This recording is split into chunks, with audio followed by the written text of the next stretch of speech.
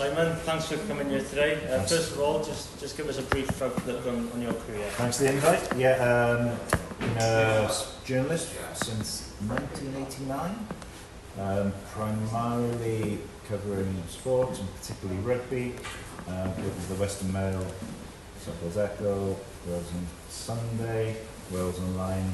I think I'll get everybody in there. And then for the last year or so, I've been working freelance, still covering Welsh rugby, so still tapping away. Yeah, and how much do you use social media within your role with various websites and your work?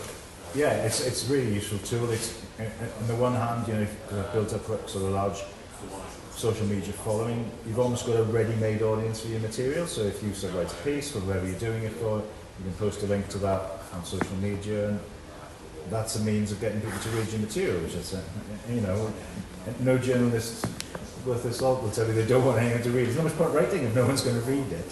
So it's like, it's really valuable in terms of building an audience and getting more and more people to read what you write.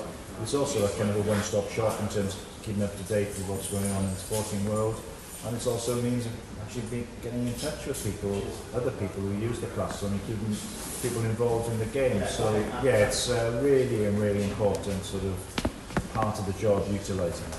Yeah, and you mentioned social media there. You know, do you see the harassment side of things within your role, as well as what maybe some players and coaches see? Yeah, I mean, you only have to look at what's happened recently in rugby with Owen Farrell, the England rugby captain's taking a break from the game now.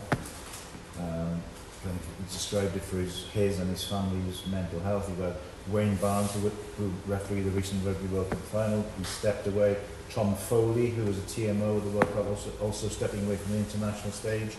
And you've got to think that the criticism, and some of it, you know, really over the top, abusive criticism that people do get is a part of that. And it's very, very difficult because that's out there, and it's very difficult to control it. It's a bit like the Wild West, the social media, and you encounter it as well as a journalist. You know, you do get a lot of criticism on there for things that you write, for your reporting, because sport generates a lot of emotion, a lot of passion, and sometimes you've got to just accept that it's going to come, but of course you don't have to accept those people in your timeline, because if people are abusive, that's out of order. But yeah, certainly you need quite a thick skin. Yeah, how do you tend to deal with those sort of comments that you might see online and things like that? Well, there's one golden rule: never tweet in lager. That's a starting point.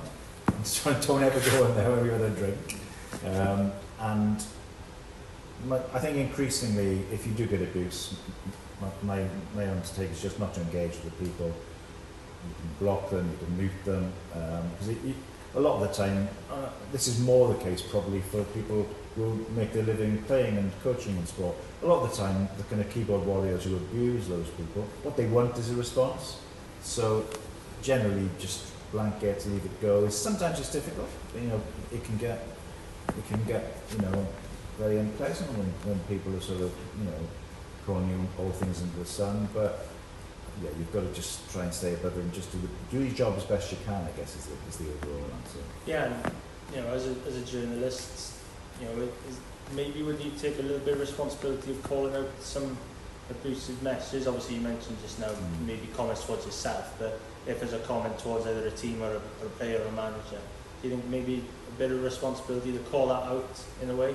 I think there's certainly a responsibility not to give oxygen to it, and there is. I've seen it before where there'll be criticism of a referee in football or whatever, or a player in rugby, and it may not be hugely abusive, it might be colourful language, and you'll see stories done about that, but in a way that kind of adds to the problem, because that's exactly what that person wanted. They wanted the kind of sort of the 5-minute of fame to get, so you've got to be careful with that. So I think that a lot of that has come back to responsibility, and I think as well once we know, all of us, not just journalists, that if you see comments on social media that are, you know, racist, sexist, abusive, you know, we've all got a responsibility to sort of say that's just not acceptable.